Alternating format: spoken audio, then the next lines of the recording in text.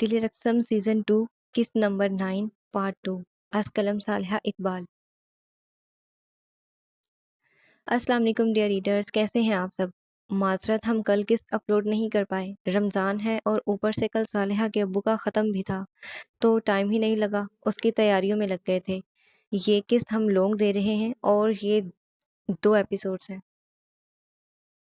امایا اور آریان رومانٹک بھی اور سرخان علی سے بھی تو ریڈ کریں، مزے کا ریویو دیں۔ کل کی قسط بھی تقریباً مکمل تیار ہے، کوشش کروں گی کہ آج ہی وائس اوور کر کے دے دوں وہ بھی آپ سب کو۔ جزاک اللہ۔ اقبال صاحب اور عالم صاحب کی حویلی میں بھی صبح ہو چکی تھی۔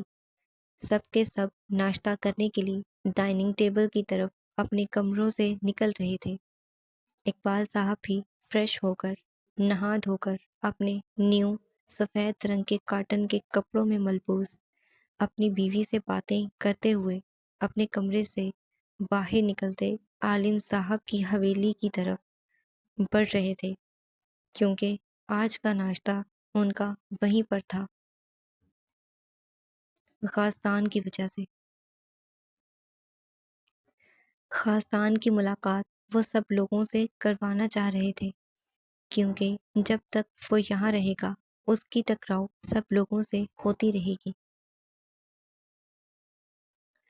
وہ میرے خیال میں سو رہا ہے، ابھی اسے اٹھا لینا چاہیے۔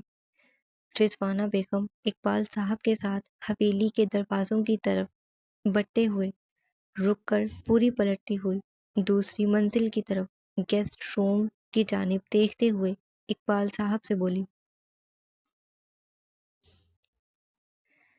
میرے خیال سے تو اسے فی الحال سونے دینا چاہیے، کیونکہ ناشتہ بننے میں ٹائم لگے گا۔ جب ناشتہ بن جائے گا اس طرف سے کسی کو بھیج کر خاصان کو وہاں بلوا لیں گے۔ ہمیں پہلے چلنا چاہیے تاکہ شمشیر بھائی صاحب کو اور زرخان کو سائیں خان نے جو کہا ہے اس بارے میں بتا سکیں۔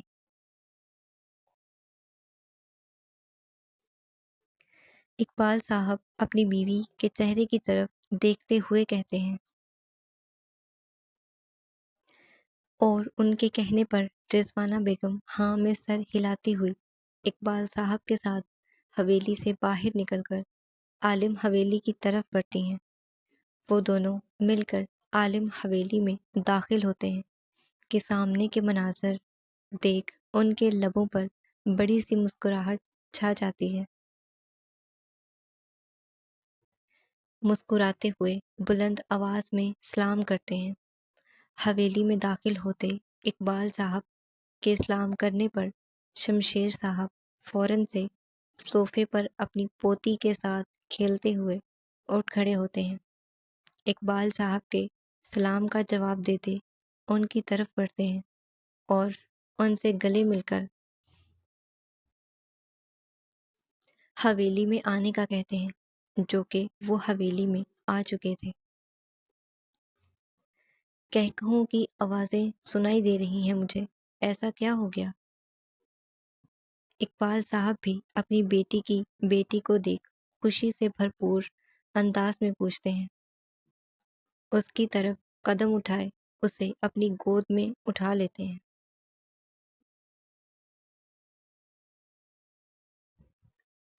ہماری پوتی کی فرمائشیں سن رہے تھے اور اسی پر ہی سب لوگ خوشی سے کہکہا لگانے لگے۔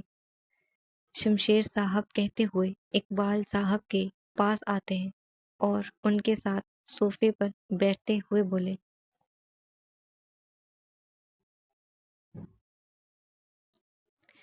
کون سی فرمائشیں کر دی ہیں اب اس نے؟ شمشیر صاحب کی بات سنتے ہوئے دوسری منزل سے علی سے اور زرخان ایک ساتھ اترتے ہوئے پوچھتے ہیں۔ زرخان اپنے پولیس یونیفارم میں ملبوس تھا، پولیس یونیفارم کے اوپر بلیک کلر کا لیدر جیکٹ، اپنے دائیں ہاتھ میں چشمے کے ساتھ اپنا موبائل پکڑے ہوئے بائیں ہاتھ میں کلائی میں پہنی گھڑی میں ٹائم دیکھتے ہوئے بلند آواز میں پوچھتا ہوا نیچے ہال کی طرف بڑھتا ہے، جبکہ اس کے ساتھ آتی ہوئی علی سے گولڈن کلر کی خوبصورت سی فراک میں ملبوس आगे की तरफ अपने दुपट्टे को दोनों कंधों पर फैलाए, पीछे की जानिब मैरून कलर की वेलवेट की शॉल अपने कंधों से फैलाए, अपने दोनों हाथों में पकड़े हुए मुस्कुराते हुए अपनी बेटी की तरफ देखे सीढ़ियों से नीचे उतर रही थी।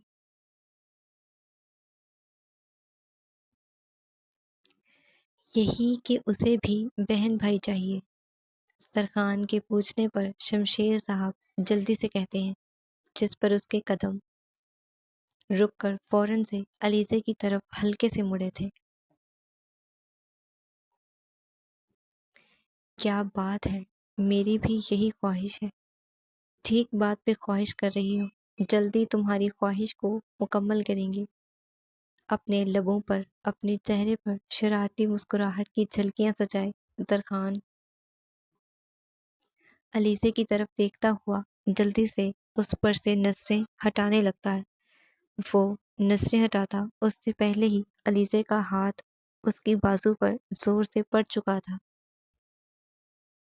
खामोश हो जाएं, जरखान की बाजू पर थप्पड़ मारते हुए अपने लब भींचे बिल्कुल आहिस्ता सी आवाज में कहती है, खामोश होने वाली क्या बात है, ठीक ही तो कह रही है अब वो। मासूम अकेली छोटी सी जान कब तक बुड्ढों के साथ खेलेगी। उसे खेलने के लिए कोई ना कोई भाई बहन तो चाहिए होगा ना। जरखान अपनी बाजू मसलता हुआ अलीजे के चेहरे के बदलते तासुरातों को देखते हुए बोला, या तो तुम उसे भाई बहन दे दो, या फिर तुम अपनी बीवी को पढ़ा लिखा कर कुछ बनवा लो। एक वक्त में दो काम मुश्किल नहीं होते बेटा जी। अलीजे के कुछ भी कहने से पहले जरखान की अम्मी बोल पड़ती हैं, जिनकी आवाज सुनकर जरखान की तवज्जो फौरन से उनकी जानिब उठी थी।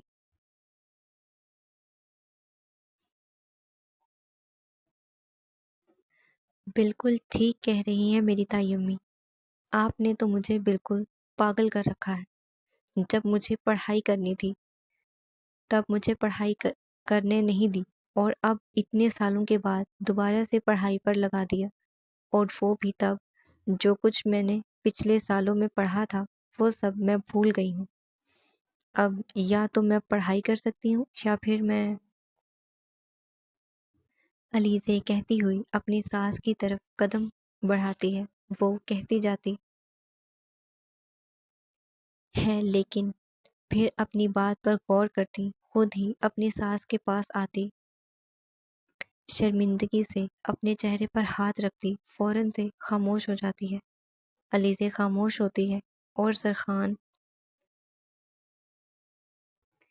के लबों की मुस्कुराहट और गहरी हो जाती है। सिर्फ उसकी ही नहीं, हॉल में बैठे सब लोगों की। सबकी तरफ मुस्कुराकर देखता हुआ जरखान अपनी बेटी के पास जाता है, इकबाल साहब की गोद से उसे लेता अपनी गोद में उठाए, उसके माथे पर, उसके गालों पर बोसा देता हुआ वहीं सबके साथ हॉल में एक सोफे पर अलीजे के साथ बैठता है।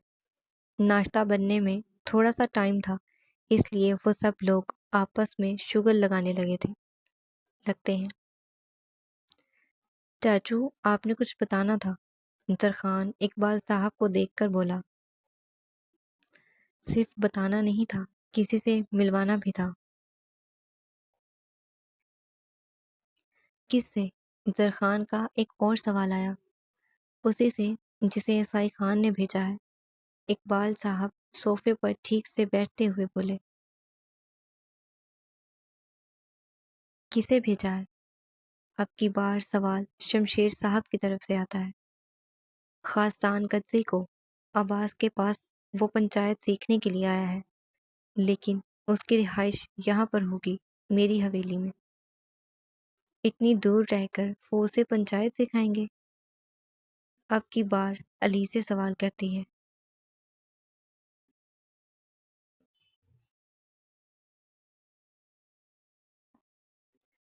दूर रहकर सीखेगा तो शौक से सीखेगा, करीब रहकर वो सिर्फ अपने सर पर सवार बोझ की तरह काम करेगा। اسے پنچایت سیکھنے میں کتنی دلچسپی ہے، یہ سب دیکھنے کے لیے ہی عباس نے اسے یہاں پر بھیجا ہے۔ کچھ دنوں کی بات ہے، پھر چلا جائے گا۔ اقبال صاحب ٹھہر ٹھہر کر بولتے ہیں۔ اگر عباس نے بھیجا ہے تو پھر سوال کرنے کا جواز نہیں بنتا۔ بالکل نہیں بنتی۔ شمشیر صاحب کہہ رہے تھے کہ ان کی بات کاٹتی ہوئی دوسری منزل سے ہوا کی سپیڈ سے دوڑ کر آتی ہوئی اسنا بلند آواز میں کہتی ہے۔ اسنا جس انداز میں کہتی ہے، سب کی نظریں فوراً اس کی طرف اٹھتی ہیں، کیونکہ سارے کے سارے اس کے کا اور کی کو ٹھیک کروانے میں لگے رہتے ہیں۔ لیکن اسنا کی اردو ٹھیک ہونے کا نام ہی نہیں لے رہی تھی۔ وہ زیادہ تر بات گھر والوں سے بھی پٹھانی زبان میں ہی کرتی ہے۔ علیزے کی اردو تو زرخان کے ساتھ رہنے کے بعد بالکل ٹھیک ہو چکی تھی، لیکن اسنا کی بالکل بھی نہیں۔ مسٹرڈ کلر کی سادھی سی قمیص شلوار میں ملبوس، دونوں کندھوں پر مسٹرڈ کلر کا لمبا دوپٹہ جو زمین تک لگ رہا تھا، پیروں میں مسٹرڈ کلر کا ہی خوبصورت سا خصہ پہنے ہوئے، اسنا اپنے لمبے گھنے سلکی سیاہ رنگ کے بالوں میں ہاتھ پھیرتی ہوئی ہال میں سب کے سامنے آ کھڑی ہوتی ہے۔ پچھلے 5 سالوں سے اسنا کی خوبصورتی میں 4 چاند لگ گئے تھے۔ وہ جتنی خوبصورت اپنی چڑھتی جوانی کے دنوں میں تھی، اب 20 سال کی ہونے کے بعد وہ بے حد خوبصورت ہو چکی تھی۔ بنتی نہیں بنتا، تمہاری اردو کب جا کر ٹھیک ہوگی؟ سرخان اپنے الفاظوں پر زور دیتا ہوا اسنا کی طرف دیکھے بولتا ہے۔ جب میری دل کرے گی ہو جائے گی لالا، اور ویسے بھی میری دل نہیں کرتی کچھ بھی کرنے کو۔ کہیں کچھ بھی سے مراد پڑھائی تو نہیں ہے؟ اسنا کہتی ہوئی اپنی امی اور ابو کے درمیان میں صوفے پر بیٹھتی ہے، اور اس کی بات سنے زرخان چھوٹی چھوٹی آنکھیں کرتا ہوا اسے گھوریاں کروانے کے انداز میں پوچھتا ہے۔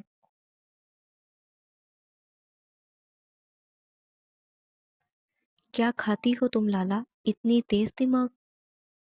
جو میں کھاتا ہوں اس کو چھوڑو، تم میرے ہاتھ سے مکہ نہیں کھا لینا۔ اللہ اللہ کر کے تو اپنی بیوی سے اس کی یہ کی ٹھیک کروائی تھی، اب تم بھی شروع ہو گئی ہو۔ یونیورسٹی تمہیں پڑھائی کے لیے بھیجتا ہوں۔ پڑھ کر کیا آتی ہو تم لوگ؟ زرخان کہتا ہوا علیزے کی طرف گردن موڑ لیتا ہے۔ اسے جواب دینے سے پہلے ایک آئی برو اچکا کر حیران انداز میں دیکھنے لگتی ہے۔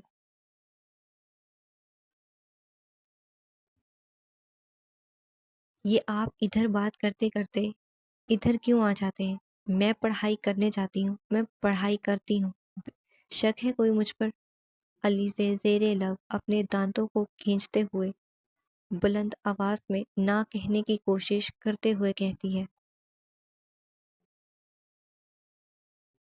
اچھا اچھا ٹھیک ہے، لڑائی نہیں کرنی میری بہو سے، صبح صبح کا وقت ہے، ناشتہ کرو اور اپنے اپنے کام پر نکلو۔ زرخان کی ماں ٹو دی پوائنٹ بات کرتی ہوئی صوفے سے اٹھ کھڑی ہوتی ہیں، جنہیں سارے کے سارے نظر اٹھا کر حیران اور خاموش انداز میں دیکھنے لگتے ہیں۔ امی، آپ مجھے ڈانٹتی ہیں، تھوڑا اپنی بہو کو بھی ڈانٹ لیا کریں۔ زرخان شکایتی انداز میں بولا۔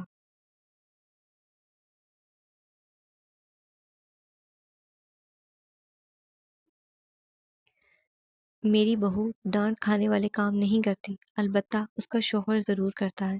اگر تم نہیں چاہتے کہ تمہیں ڈانٹنے کے ساتھ ساتھ تمہاری عمر کا لحاظ کیے بغیر ماروں بھی، تو خاموشی سے تم شرافت سے چلو اور ناشتہ کرو۔ امینہ بیگم کہتی ہوئی زرخان کو ایک نظر دیکھ ڈائننگ ٹیبل کی طرف بڑھتی ہیں، جہاں ناشتہ مکمل لگ چکا تھا، بس چائے کے لیے برتن لائے جا رہے تھے۔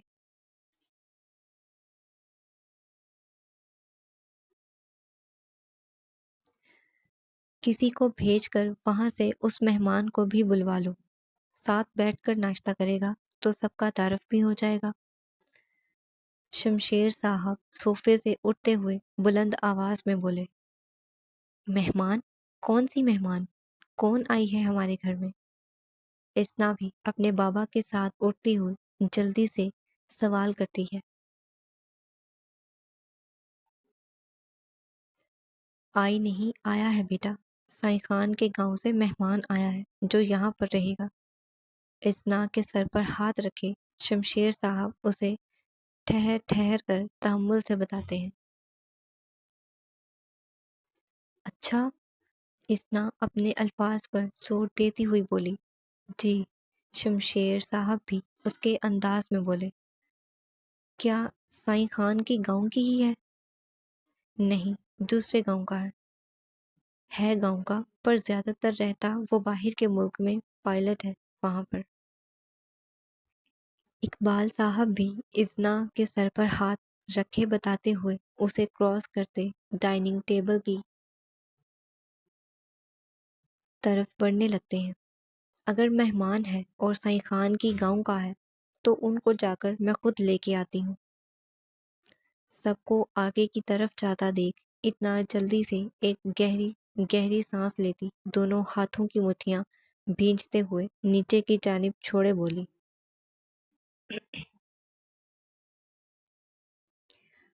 اس کی ضرورت نہیں ہے، تم نے جا کے اگلے کا جینڈر ہی برباد کرنا ہے۔ کوئی چلا جائے گا بلانے کے لیے، تم چل کے ناشتہ کرو۔ زرخان اپنی بیٹی کو اپنی گود میں اٹھاتا ہوا اسنا کی طرف دیکھے بولا، جو اس کی بات پر گندا سا منہ فوراً سے بنانے لگی تھی۔ میں تو پھر بھی جاؤں گا، میں بھی تو دیکھوں باہر کے ملک کے لوگ کیسی دکھتی ہیں۔ میں نے تو صرف ٹی وی میں ایسے لوگ دیکھے، اصل میں بھی ہوتا ہے میں نے تو دیکھی ہی نہیں۔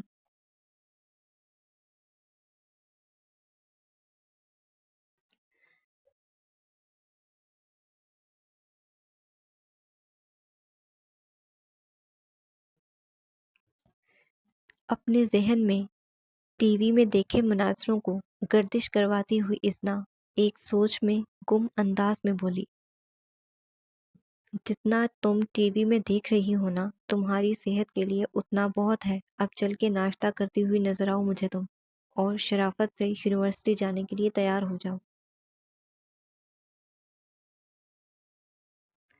اسنا کی جانب دیکھتا ہوا صوفے کو کراس کیے ڈائننگ ٹیبل کی طرف بڑھتے ہوئے بولا، آگے زرخان اور اس کے پیچھے علیزے، جس کی نظریں اسنا پر ہی تھیں۔ ایسا تو کچھ نہیں ہوگی، میں تو جا کر دکھاؤں گا آپ کو لالا، اور ویسے بھی ٹی وی میں جو دیکھتے ہیں اور حقیقت میں جو دیکھتے ہیں دونوں میں بہت چینجز ہوتی ہیں، آپ مجھے گمراہ نہیں کرو۔ اسنا زرخان کی پشت کو دیکھتے ہوئے بولی، اور بولتے ہی علیزے کو کراس کرتی ہوئی حویلی سے باہر جانے کے لیے دروازے کی طرف بڑھتی ہے۔ بابا، میں مہمان کو لے کر آتا ہوں۔ اسنا اسنا کہتے ہی باہر بھاگ جاتی ہے، جبکہ اس کو جاتا دیکھ زرخان بلند آواز میں اسے پکارتا ہے، لیکن اس کی ہر پکار کو اگنور کرتی ہوئی اسنا اقبال صاحب کی حویلی کی طرف بڑھتی ہے، جہاں زرخان نیند سے اٹھ کر زمین پر پش اپ کرنے لگا ہوا تھا۔ ہلکی سی سپیڈ پر پنکھا چلا کر اس کے کان میں بلوٹوتھ میں چارجنگ نہیں تھی۔ اسنا اسنا کہتے ہی باہر بھاگ جاتی ہے، جبکہ اس کو جاتا دیکھ زرخان بلند آواز میں اسے پکارتا ہے، لیکن اس کی ہر پکار کو اگنور کرتی ہوئی اسنا اقبال صاحب کی حویلی کی طرف بڑھتی ہے، جہاں خاصدان نیند سے اٹھ کر زمین پر پش اپس کرنے میں لگا ہوا تھا، ہلکی سی سپیڈ پر پنکھا چلا کر۔ اس کے بلوٹوتھ میں چارجنگ نہیں تھی، اور باہر سے آنے والا شور اسے ہرگز پسند نہیں آ رہا تھا، کیونکہ حویلی سے چند فاصلے پر ہی مین سڑک شروع ہو جاتی تھی۔ اسے شور ہرگز پسند نہیں تھا، اس لیے وہ پنکھے کو ہلکی سی آواز میں چلا کر پش اپس کرنے میں لگا ہوا تھا۔ لیکن پنکھے کی سپیڈ بار بار فل ہوتی جا رہی تھی، جس کی وجہ سے اس کے دماغ کی رگیں تننے لگی تھیں۔ اسنا بنا بریک رکے اقبال صاحب کی حویلی میں دوڑتی ہوئی آتی ہے۔ پہلے نیچے ہال میں نظریں گھمائے خاصان کے وجود کو تلاش کرنے کی کوشش کرتی ہے۔ جو اس کو نظر نہیں آتا تو ایک نوکر سے خاصان کے بارے میں پوچھتی ہے، جو اسے اس کے گیسٹ روم میں ہونے کا بتاتا ہے۔ خاصان کا پتہ ملتے ہی اسنا سیدھے گیسٹ روم کی طرف بڑھتی ہے۔ دروازے پر ہلکی سی دستک دیتی ہے، لیکن اندر سے کوئی جواب نہیں آتا، کیونکہ خاصان کا مکمل طور پر فوکس اپنے پش اپس پر تھا۔ اندر سے کوئی جواب نہ ملنے پر اسنا گہری سانس لیتی ہے، اپنے دونوں ہاتھوں سے دروازے کو کھولے اندر جاتی ہے کہ زمین پر بنا شرٹ کے خاصان کو دیکھ اس کی بلند آواز میں چیخ نکلتی ہے، اور اس کی چیخ پر پش اپس کرتے خاصان کے ہاتھ فوراً سے لڑکھڑا جاتے ہیں اور وہ منہ کے بل زمین پہ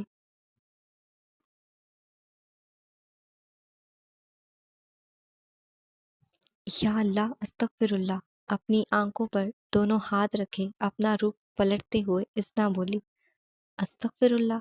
بنا زمین سے اٹھے گردن موڑ کر اسنا کی جانب دیکھ کر حیران انداز میں بولا، نہیں میرا مطلب ہے کہ السلام علیکم، کیسی ہیں آپ؟ خاصان کی طرف اب بھی اسنا کی پشت تھی۔ ابھی تک تو میں الحمدللہ نیک جوان ہینڈسم تھا، لیکن اب مجھے جینڈر پرابلم ہونے لگ گئی ہے۔ زمین پر دونوں ہاتھ رکھ کے اٹھتا ہوا اپنے دونوں ہاتھوں کو آپس میں جھاڑتا ہوا اسنا کی پشت کی طرف دیکھتے ہوئے بولا، اور بولتے پنکھے کو بند کرنے کے لیے ریموٹ کی جانب بڑھتا ہے۔ جینڈر پرابلم ہے کیا؟ کیا مطلب ہے آپ کی؟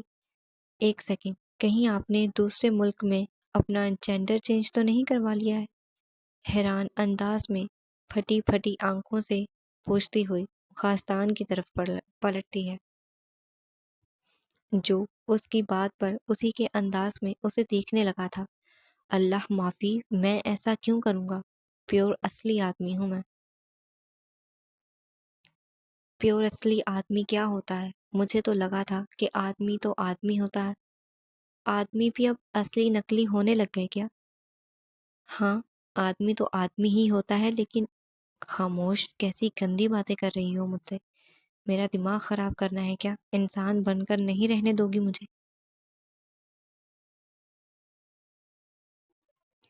غازان غصے میں اپنے سامنے کھڑی اسنا کو دیکھ بلند آواز میں بولا، میں نے کب آپ کی دماغ خراب کی؟ میں نے تو کچھ کہا ہی نہیں۔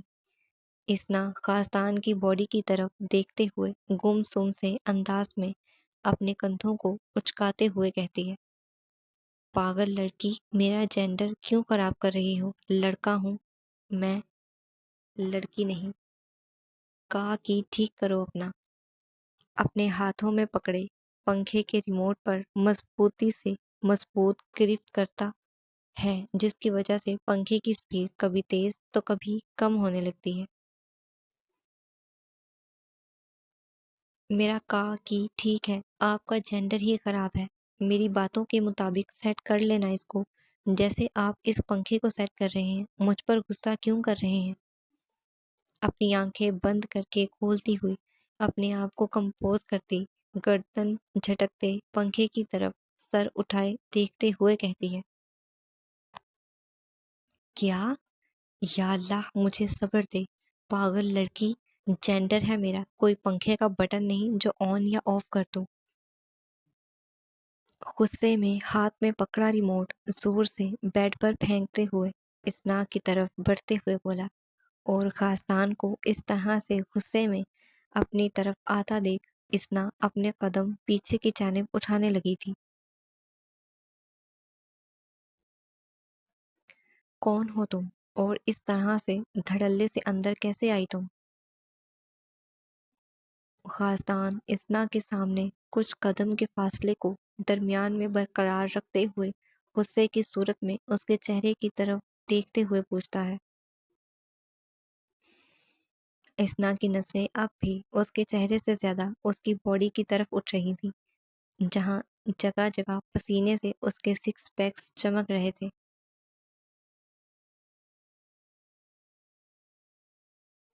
اگر آنکھوں کو میرا جسم دیکھ کر ٹھنڈک پہنچا دی ہو تو تھوڑا سا میری آنکھوں میں دیکھ کر میرے سوال کا جواب بھی دے دو۔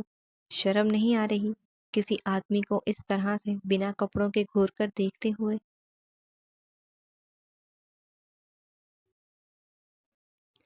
دونوں ہاتھ کمر پر رکھے غازدان غصے میں پوچھتا ہے۔ مجھے تو شرم آتا ہے، پر شاید آپ کو شرم نہیں آ رہا۔ آپ بھی تو میرے سامنے بنا کپڑوں کے کھڑی ہیں، آپ ہی کپڑے پہن لیں۔ سر اٹھائے، نظریں اٹھائے، غازدان کی آنکھوں میں اپنی خوبصورت سی بڑی بڑی آنکھوں سے دیکھتے ہوئے اسنا کہتی ہے، جس کے جواب میں غازدان کے پاس کچھ کہنے کے لیے نہیں بچا تھا۔ وہ غصے میں اپنے منہ میں زبان گھماتا ہوا اپنے بالوں میں ہاتھ پھیرتا کے چہرے کی طرف اپنی سخت اور سرد نگاہوں سے دیکھنے لگتا ہے۔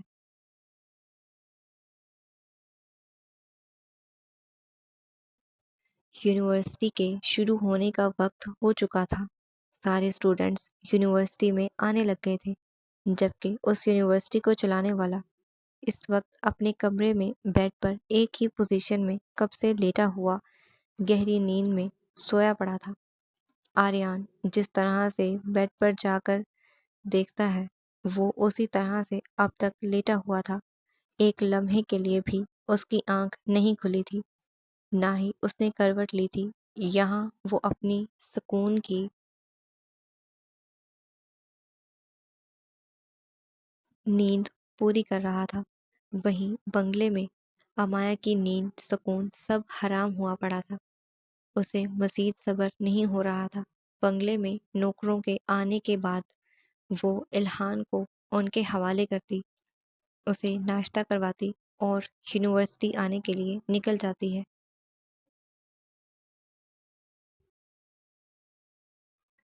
کچھ ہی دیر میں وہ بھی یونیورسٹی کے دروازوں کے باہر تھی، جس کے دروازے اس وقت کھلے ہوئے تھے کیونکہ اسٹوڈنٹس اپنی آئی ڈی کے ساتھ اندر داخل ہو رہے تھے۔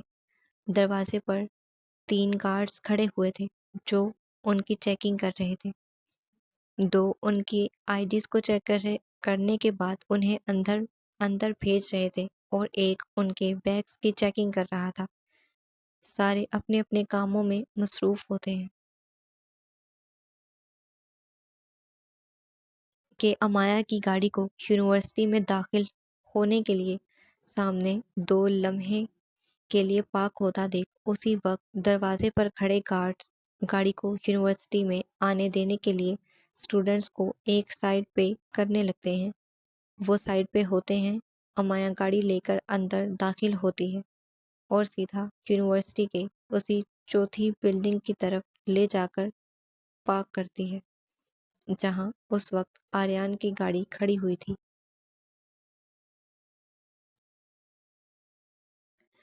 آریان کی گاڑی دیکھنے کے بعد وہ اس طرف بڑھتی ہے۔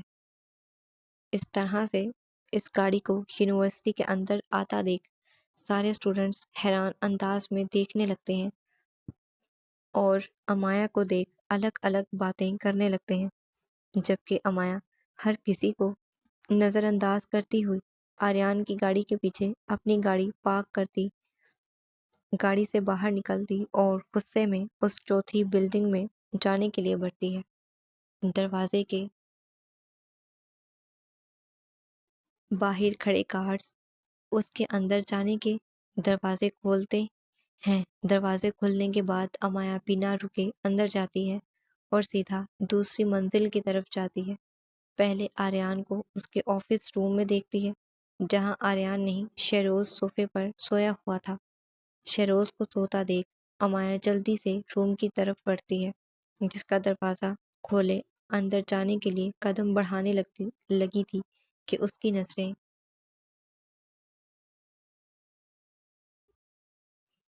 بیڈ پر گہری نیند میں سوتے ہوئے آریان پر پڑ جاتی ہیں۔ آریان کو سوتا دیکھ امایا کو سکون کی سانس نصیب ہوئی تھی۔ وہ ایک گہری سانس لیتی ہوئی اندر داخل ہوتی ہے اور آرام سے کمرے کے دروازے کو بند کرتی ہے۔ میری نیند حرام کرنے کے بعد میرے فونز نہ اٹھانے کتنے سکون سے یہاں سو رہے ہیں۔ بالکل آہستہ سی آواز میں خود سے کہتی ہوئی آریان کی طرف قدم بڑھا دیا اور اس کے سامنے آتی زمین پر گھٹنوں کے بل بیٹھتی ہوئی بیڈ پر اپنی کوہنی رکھے اپنے ہاتھوں پر اپنا چہرہ رکھے آریان کے چہرے کی طرف خاموش سکون دہ نظروں سے دیکھنے لگتی ہے۔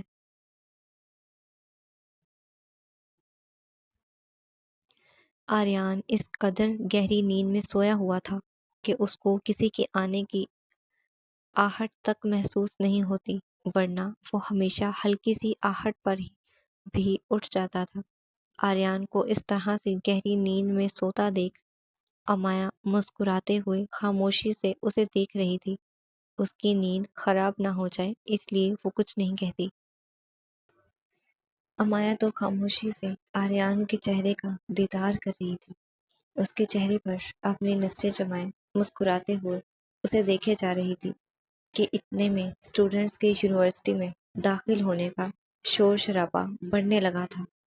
آریان کی نیند خراب نہ ہو جائے اس لیے وہ جلدی سے اس کے پاس اٹھ کر کمرے کی کھڑکی کی طرف بڑھتی ہے۔ کھڑکی کھولے وہ یونیورسٹی میں آنے والے اسٹوڈنٹس کی طرف دیکھتی ہے جو اپنی کلاسز میں جانے کے لیے بڑھ رہے تھے، لیکن بلند آواز میں ہنستے ہوئے وہ سب شور مچا رہے تھے۔ امایا ایک نظر اسٹوڈنٹس کو تو ایک نظر آریان کو دیکھتے ہوئے جلدی سے کھڑکی کو اچھے سے بند کرتی، کھڑکی پر پردے ڈالے وہ کمرے کے دروازے سے بنا کوئی آواز کیے باہر نکل جاتی ہے اور بنا رکے وہ پہلی منزل سے گزرتی ہوئی وہ اس چوتھی عمارت سے باہر نکلتی ہے۔ سب اسٹوڈنٹس کو دیکھتی ہوئی ان کے یونیورسٹی کے اندر داخل ہونے والے دروازے پر جا رکتی ہے۔ امایا کو اچانک سے اپنے سامنے کھڑا دیکھ سارے اسٹوڈنٹس کے قدم ایک ہی جگہ پر رک گئے تھے۔ وہ حیران کن نظروں سے امایا کو دیکھ رہے تھے۔ سب کی نظروں میں عجیب سا سوال تھا اس کے اس طرح سے آ کر کھڑے ہونے پر۔ کیا ہوا میم؟ آپ اس طرح سے کیوں ہمارا راستہ روک رہی ہیں؟ اسٹوڈنٹس کی بھیڑ میں سے ایک اسٹوڈنٹ دو چار اپنے سامنے ایک لڑکیوں کو کراس کرتے ہوئے امایا کے سامنے کھڑے ہو کر پوچھتا ہے، جس کو جواب میں کچھ بھی کہنے سے پہلے امایا ایک ہاتھ کمر پر رکھے اور دوسرا ہاتھ اپنے بالوں میں پھیرتی ہوئی گہری سانس بھرتی ہے۔ میں پہلی اور آخری بار ایک سوال کروں گی، اگر مجھے صحیح سے جواب دے دیا تو پھر تم لوگ اندر جا سکتے ہو، اور اگر تم لوگوں نے غلط جواب دیا تو تمہاری جتنی اب تک کی پڑھائی یہاں ہوئی ہے اس پر میں یہیں بریک لگوا دوں گی۔ اس یونیورسٹی میں پڑھنے کا سپنا صرف سپنا رہ جائے گا۔ جتنی تعلیم تم نے کر لی ہے یہاں پر وہ سب ضائع ہو جائے گی۔ امایا ان سارے اسٹوڈنٹس پر اپنی سخت نظریں ڈالتے ہوئے اتنی بلند آواز میں کہتی ہے کہ اس کے آس پاس موجود سارے کے سارے اسٹوڈنٹس اچھے سے اس کی بات سن سکیں۔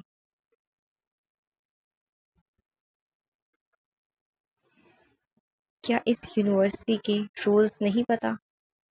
کیا اس یونیورسٹی میں داخل ہونے والا یہ فریم نظر نہیں آتا جہاں پر بڑے بڑے الفاظوں میں یہاں کے رولز لکھے ہوئے ہیں؟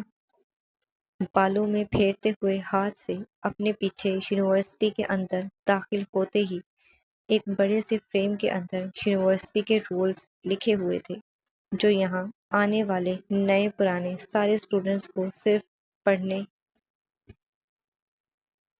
کے ساتھ ساتھ یاد کرنے کا بھی کہا گیا تھا۔ امایا کے ایک ہی بار پوچھنے پر سارے اسٹوڈنٹس اندر کی طرف دیکھتے ہوئے ہاں میں سر ہلانے لگتے ہیں۔ آتے ہیں میم، آتے ہیں۔ ایک کے بعد ایک اسٹوڈنٹس بولنے لگتا ہے۔ جب نظر آ رہے ہیں تو ان پر عمل کس نے کرنا ہے؟ یہاں کا رول نمبر 4، بیکار کی آوازیں اپنی حلق کے اندر تک ہی رکھیں۔ شور شرابہ بکواس یہاں الاؤڈ نہیں ہے۔ امایا کی بات پر پہلے سارے ایک دوسرے کی طرف دیکھتے ہیں اور پھر ایک دوسرے سے ہی نظریں چراتے ہوئے زمین کی طرف دیکھنے لگ جاتے ہیں، کیونکہ یہاں پر واقعی میں شور کرنا، بیکار کی بات کرنا، گروپس بنانا الاؤڈ نہیں تھا، اور یہ بات یہاں کے ہر ایک اسٹوڈنٹ کو پتا ہے۔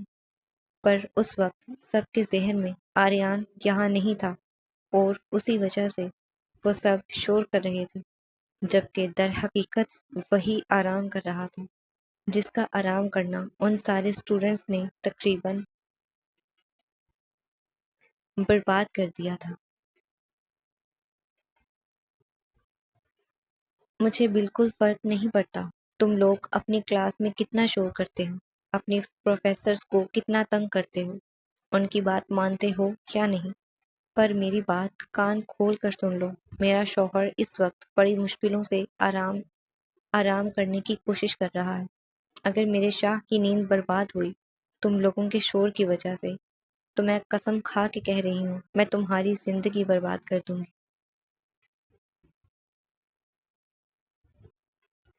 غصے میں کہتی ہوئی، کمر پر ہاتھ نیچے چھوڑے ایک قدم آگے بڑھتی ہوئی، سخت نظریں ان سارے اسٹوڈنٹس پر ڈالتی ہے۔ امایا کہتے ہی بنا رکے ان سب اسٹوڈنٹس کو کراس کرتی دوبارہ سے اس چوتھی عمارت کی طرف بڑھ جاتی ہے۔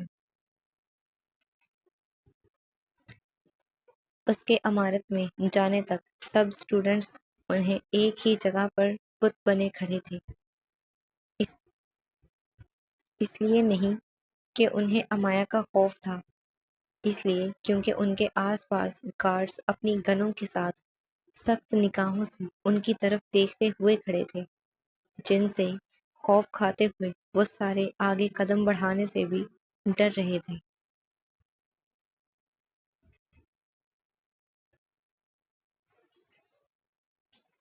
امایا دوبارہ سے عمارت میں جاتی ہے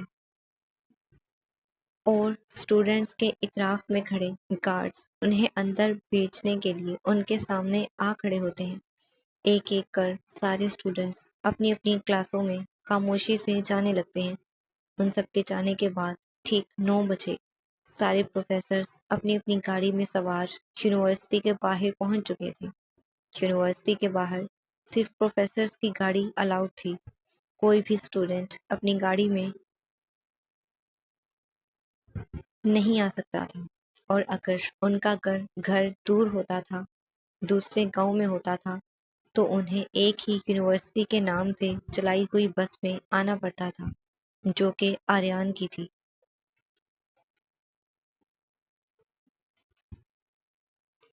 اس وقت بھی پارکنگ ایریا میں ایک بڑی بس اور اس کے ساتھ قطار سے لائن میں سارے پروفیسرز کی گاڑیاں اور بائک کھڑی تھیں۔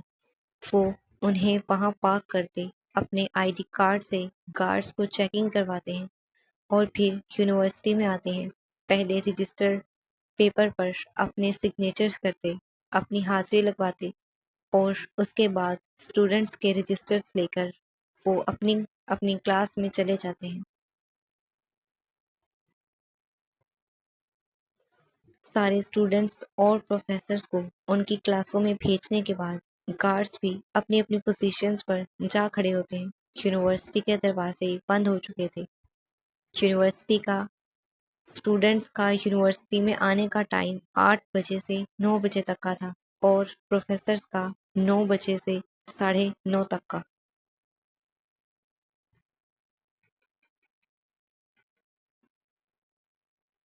امایا بھی غصے میں آریان کے کمرے کی طرف جلد بازی میں قدم اٹھائے بڑھ رہی تھی۔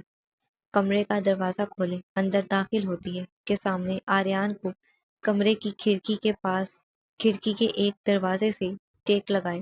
آریان کو کھڑا دیکھ امایا کے قدم وہیں رک گئے تھے۔ اس کے خیال میں وہ اب تک سو جو رہا تھا، پر وہ کب سے اس کو جھانسے کی رانی بنے دیکھ فخریہ انداز میں مسکرا رہا تھا۔ امایا کو اپنے پیچھے محسوس کرتا آریان جلدی سے واپس سے سنجیدہ ہو جاتا ہے۔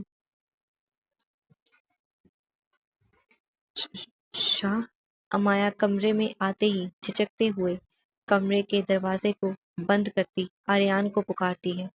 امایا کی آواز پر جلدی سے پلٹ کر اس کی طرف اسی طرح کھڑے ہو کر کچھ بھی کہنے سے پہلے امایا کو اچھے سے دیکھتا ہے۔ یہاں کیا کر رہی ہو؟ آریان تھوڑا سخت انداز میں پوچھتا ہے۔ آپ سے ملنے آئی ہوں، امایا اس کی طرف بڑھتے ہوئے جواب دیتی ہے۔ کس وجہ سے؟ آریان نے دو ٹوک انداز میں پوچھا۔ کیا مجھے اپنے شوہر سے ملنے کے لیے کسی وجہ کی ضرورت پڑے گی؟ امایا کہتی ہوئی آریان کے بالکل پاس آ جاتی ہے۔ وہ مزید اس کے قریب ہوتی اس سے پہلے ہی آریان اسے کراس کرتا ہوا ڈریسنگ روم کی طرف بڑھنے کے لیے اپنے قدم اٹھا لیتا ہے۔ اسے اس طرح سے جاتا دیکھ امایا فوراً سے جلدی سے اس کی طرف معصوم بچوں کی طرح منہ بناتے ہوئے پلٹی تھی۔ ہاں بالکل، کسی اہم وجہ سے ہی اب تمہاری اور میری بات اور ملاقات ہوگی۔ اگر کوئی ضروری کام نہیں ہے تو جاؤ یہاں سے، کیونکہ مجھے بہت اہم کام کرنے ہیں ابھی۔ ڈریسنگ روم کی طرف مسلسل اپنے قدم بڑھاتے ہوئے بولا۔ شاہ اب ایسے تو نہیں کریں، آنکھوں میں نمی بھرے آریان کے رویے پر مدھم سی آواز میں بولی۔ میں تو کچھ بھی نہیں کر رہا، تم ہی تنگ کر رہی ہو مجھے۔ بنا امایا کی طرف دیکھے امایا کے لہجے میں نمی اچھے سے محسوس کرتا ہوا ڈریسنگ روم کے پاس 2 سے 4 قدم کے فاصلے پر کھڑا ہو کر رک کر پہلے گردن موڑے امایا کی طرف دیکھتا ہے جو بیڈ کی دوسری طرف کھڑی اپنے دونوں ہاتھوں میں دوپٹے کو کھینچ رہی تھی۔ پہلے اس کی طرف گردن موڑتا ہے اور پھر مکمل رخ اس کی طرف کرتا ہوا کہتا ہے۔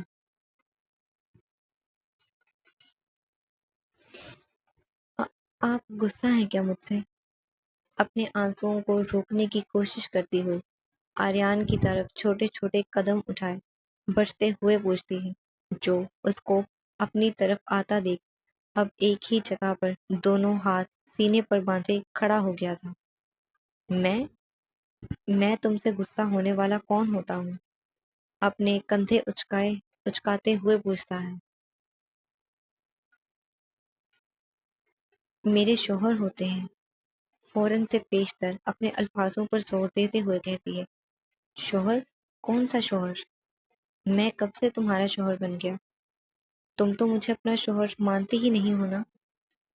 آریان شدید غصے میں اپنے دونوں ہاتھ سینے سے نیچے چھوڑے امایا کی طرف قدم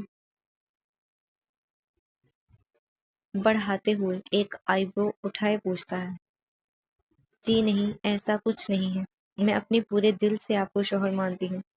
آریان کے کہنے پر اب بھی امایا جلدی سے اس کی طرف مزید بڑھتے ہوئے کہتی ہے اور کہتے ہی اس کے سامنے ایک قدم کے فاصلے پر آ کھڑی ہوتی ہے۔ آریان کا ہاتھ اپنے ہاتھ میں پکڑنے کی کوشش کرتی ہے، لیکن امایا کے ہاتھوں میں آریان کا ہاتھ آتا اس سے پہلے ہی وہ کہتے ہوئے نفی میں سر ہلاتا ڈریسنگ روم میں داخل ہو جاتا ہے۔ مجھے پتا ہے جتنے دل سے تم مجھے اپنا شوہر مانتی ہو، مجھے مزید غصہ مت دلاؤ اور جاؤ یہاں سے ابھی۔ بنا امایا کو دیکھ کر بولا۔ اس کے اس طرح سے کہ میں نے اپنی نمی کو ضبط کرتی امایا مزید ضبط نہ کر پائی اور اسی لمحے رونا شروع کر دیتی ہے۔ ایسے کیسے جاؤں؟ آپ ناراض ہیں مجھ سے، جب تک آپ راضی نہیں ہو جاتے میں کہیں نہیں جا رہی۔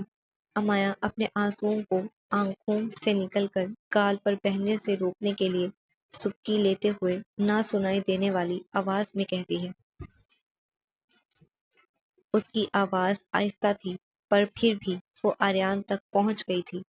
جسے سن کر آریان ڈریسنگ روم میں داخل ہوتا ہوتا رک گیا تھا۔ مجھے راضی تم نہیں کر پاؤ گی، اس لیے یہ خیال اپنے ذہن سے نکال لو۔ اب بھی امایا کی طرف نہ پلٹتے ہوئے بولا۔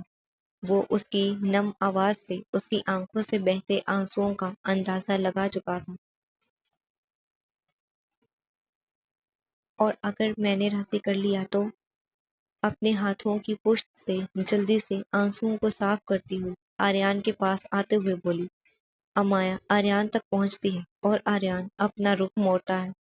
وہ جیسے ہی پلٹتا ہے، اس کی نظریں اپنے نہ ہونے کے برابر فاصلے پر کھڑی امایا کی نم آنکھوں پر اس کے آنسوؤں سے بھیگے ہوئے گالوں پر پڑتی ہے، جہاں سے اس کے آنسوؤں کو صاف کرنے کی ناکام کوششیں صاف نظر آ رہی تھی۔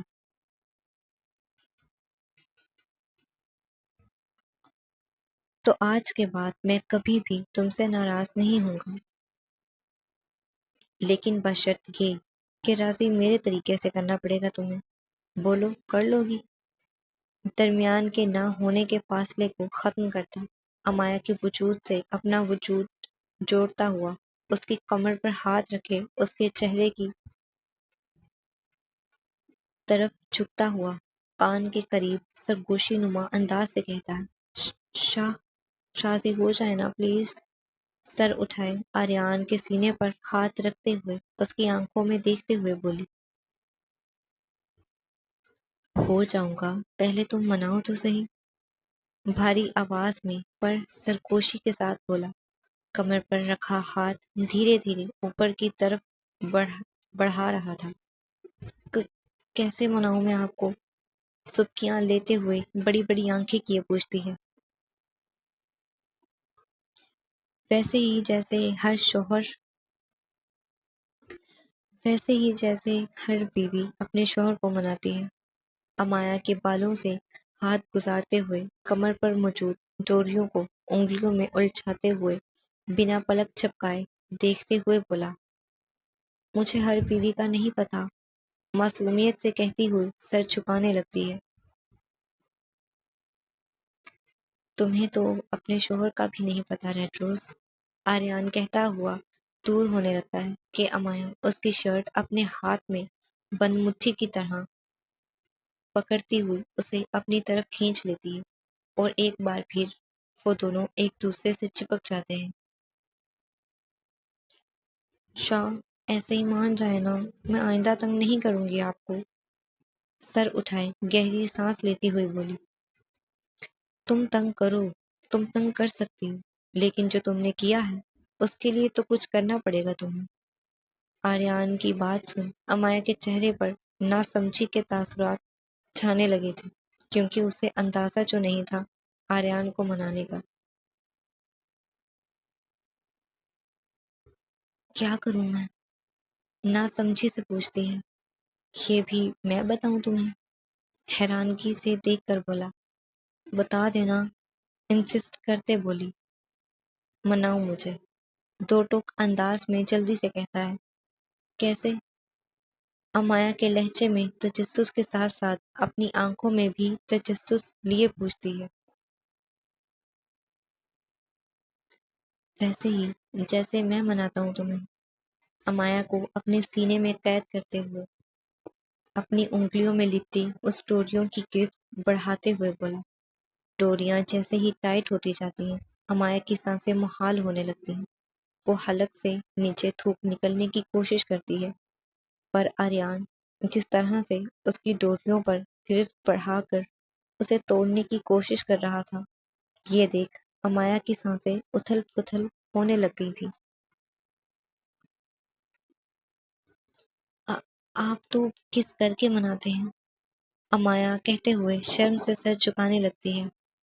تم کس سے زیادہ کر سکتی ہو مجھے منانے کے لیے، مجھے کوئی اعتراض نہیں ہے۔ آریان کے ہاتھ کا لمس محسوس کرتی گردن موڑ کر اپنی کمر کی طرف دیکھنے کی کوشش کرتے ہوئے بولی، پر نسریں جیسے ہی آریان کے چہرے سے ہٹتی ہیں، آریان اسی پل چپتا ہوا امایا کی گردن پر پہلے قابض ہوتا، اپنا لمس چھوڑتا، شدت سے اسے چومتا ہے اور پھر اپنی زبان سے لگ کر کرتا ہوا دوسرا ہاتھ اس کے چہرے پر رکھے اس کے ہونٹوں کو فوکس میں لیتے کہتا ہے، "ش- ش-" امایا مکمل طور پر آریان کو پکارتی اس سے پہلے ہی آریان اس کے ہونٹوں کو اپنی دسترس میں لے چکا تھا۔ ایک ہاتھ جو چہرے پر تھا اس سے چہرے کا رخ اوپر کی طرف کرتے ہوئے وہ امایا کے لمس میں خود کو سیراب کرتا جاتا ہے اور ڈوریوں کو توڑنے کی کوشش بھی جس میں وہ اب کامیاب ہو چکا تھا۔ ایک ہی جھٹکے سے زور سے کھینچ کر ڈوریوں کو فراک سے دور کرتا زمین میں پر پھینکتا ہے اور پھر امایا کے گلے میں موجود دوپٹے کو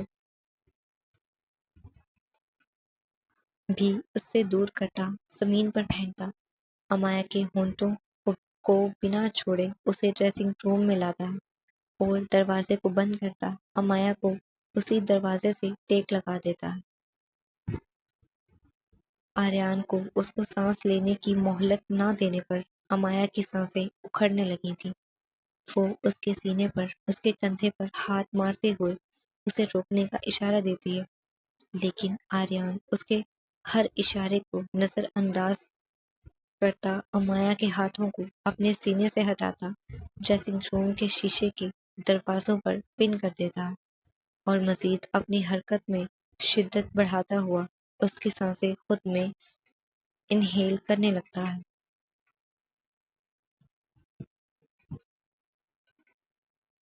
اس کے عمل کی شدت سے، اس کے لبوں کو دسترس میں لینے کی حرکت سے امایا کو اس کے غصے کا اندازہ ہو رہا تھا، پر وہ پھر بھی سانس لینے کے لیے اسے خود سے دور کرنے کی کوشش کرتی ہے، پر آریان دور نہیں ہوتا اور تقریباً 60 منٹ سے وہ ایسے ہی اس کے لمس کی مزے لیتا رہتا ہے۔ جب امایا کی دھڑکنوں پر غور کرتا ہے جو بے لگام ہوئی پڑی تھی، انہیں سننے کے بعد ہی آریان کچھ لمحوں کے لیے اس کے لبوں کو رہائی دیتا ہے۔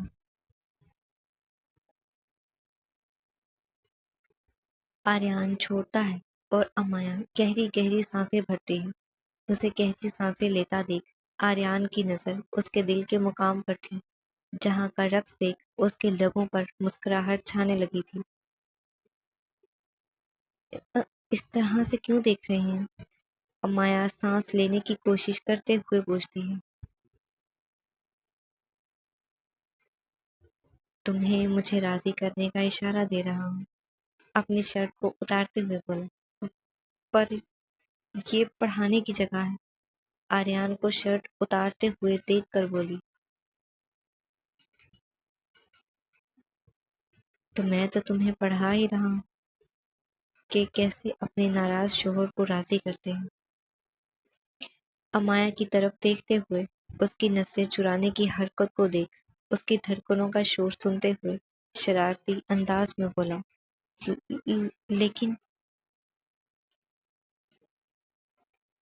لیکن کا لفظ استعمال ایک بار کیا اور کیا تو یاد رکھنا، ایک دن کی ناراضگی برداشت نہیں ہوئی ہے، تمہیں عمر بھر کی کیسے کروں گی؟ اپنی شرٹ مکمل اتار زمین پر پھینکتے ہوئے امایا کی طرف دیکھ بولا، جو اپنے ہونٹوں پر قفل لگا چکی تھی۔ جواب دو۔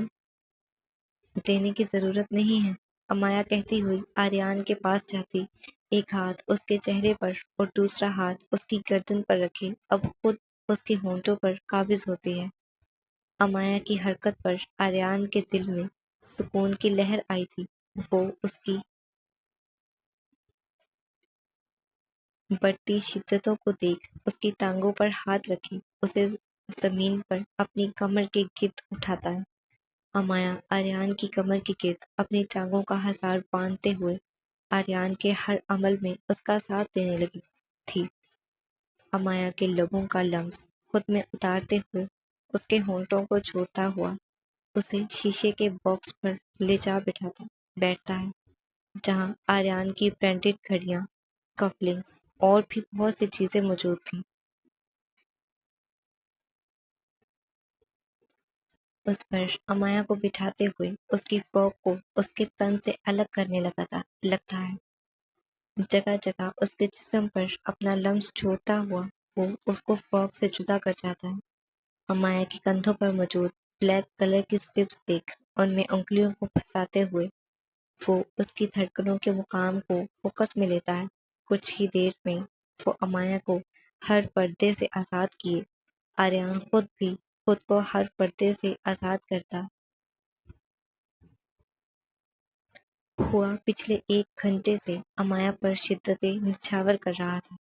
اسے اپنے لمس میں بھگانے میں مصروف تھا کہ وہیں وہ اپنے ہاتھوں میں اس کی گہرائیوں کو چھیڑنے میں بھی۔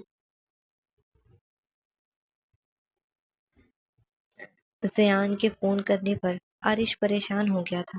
یحییٰ شاہ اور عباس کی بنتی جو نہیں تھی، کہیں عباس اس پر ہاتھ نہ اٹھا لے، یہی سوچتے ہوئے عارش جلدی سے فون بند کرتا، اپنے ساتھ والی سیٹ پر بیٹھے لاہور جانے کے بجائے وہ اپنے سسرال جانے کا راستہ طے کرتا۔ عارش کے جانے کے بعد ادا کچھ دیر تو وہیں اسی بنگلے میں رہتی ہے، لیکن پھر وہ بھی کوٹھے پر جانے کے لیے نکل پڑتی ہے۔ وہ پیچھے کے راستے سے اپنی گاڑی میں ڈرائیور کے ساتھ ہی جاتی ہے تاکہ کسی کی نظروں میں نہ آ سکے۔ کچھ ہی دیر میں وہ کوٹھے کے باہر موجود تھی، لیکن اپنے کمرے کی کھڑکی سے اندر جانے والی جگہ پر کھڑکی سے اندر جاتی ہے۔ جلدی سے اپنے دوسرے سفید رنگ کی ریشمی لمبی فراک کو پیروں سے تھوڑی سی ہی اوپر تھی وہ کپڑے پہنتی ہے۔ پیروں میں پائل، بالوں کو ہلکے سے جوڑے کی شکل میں بنائے وہ سفید فراک کے ساتھ سرخ رنگ کا دوپٹہ اپنے کندھے سے لے کر کمر تک باندھتی ہوئی ایک گہری سانس لیتی ہال میں جاتی ہے۔ ادا کو دیکھ کچھ ناشتہ کرتی لڑکیاں تو کچھ جگہ کی صفائی کرتی لڑکیاں خوشی سے مسکرا اٹھتی ہیں۔ وہ اپنے ساتھ ناشتہ کرنے کے لیے ادا کو بلانے لگتی ہیں۔ ادا بھی ان سب کو مسکراتا دیکھ ان کے ساتھ جا کر ناشتہ کرنے لگتی ہے۔ مالا حویلی میں عارش کے آنے کا انتظار کر رہی تھی۔ وہ ارباز کو بھی تیار کر چکی تھی لاہور لے جانے کے لیے، لیکن عارش لاہور کی بجائے کہیں اور سفر طے کر رہا تھا۔ کہاں رہ گئے ہیں آپ عارش؟ مجھے تو جلدی جلدی کہہ کر تیار کروا دیا اور خود تو آئے ہی نہیں۔ ارباز کے ساتھ کمرے میں موجود ڈریسنگ ٹیبل کے شیشے میں سرسری سی نظر خود پر ڈالتے ہوئے عارش کو فون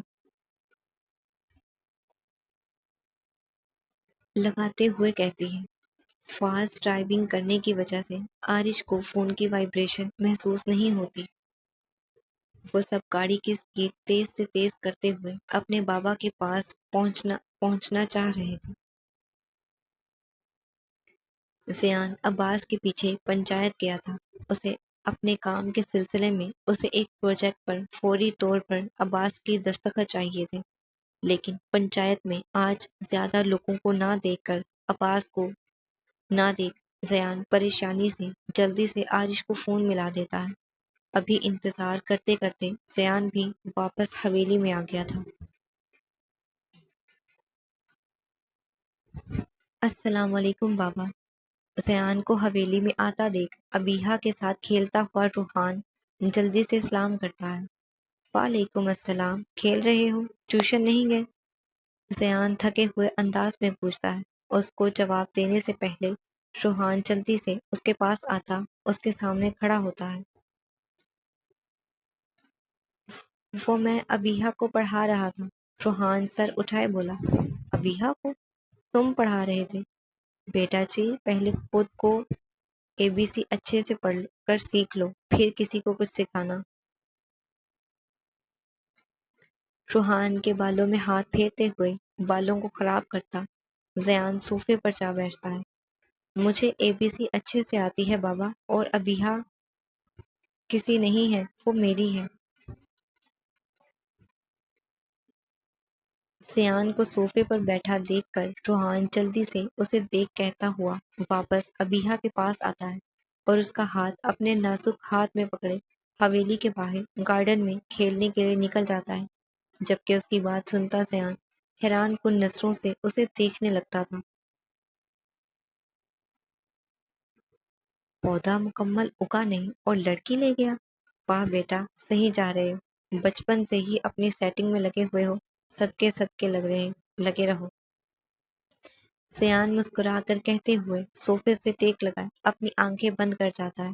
سیان کی آنکھیں بند ہوتی ہیں اور کچھ ہی لمحے گزرنے کے بعد اسے کسی کا ہاتھ محبت سے اپنے بالوں میں پھیرتا ہوا محسوس ہوتا ہے۔